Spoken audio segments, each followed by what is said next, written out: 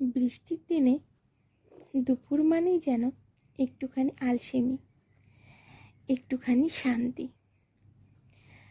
জানালার বাইরে টুপটাপ বৃষ্টি পড়ছে, আর ঘরের ভেতর থেকে ভেসে আসছে খিচুড়ির গন্ধ।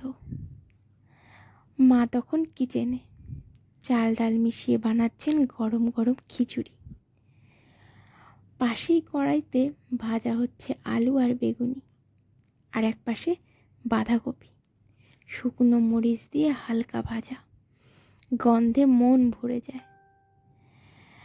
প্লেটে যখন সব কিছু একসাথে আসে, খিচুড়ি, আলু ভাজা, বাঁধাকপি আর গরম গরম বেগুনি, তখন বৃষ্টির দিনটা যেন আরও সুন্দর লাগে। এক চামচ খিচুড়ির সঙ্গে এক কামড় বেগুনি, মনটা খুশি হয়ে যায়।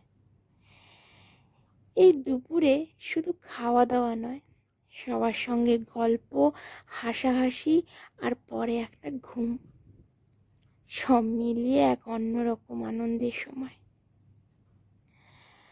এমন দুপুরগুলো রোজ আসে না, কিন্তু যখন আসে তখন তা মন থেকে ভোলা যায় না।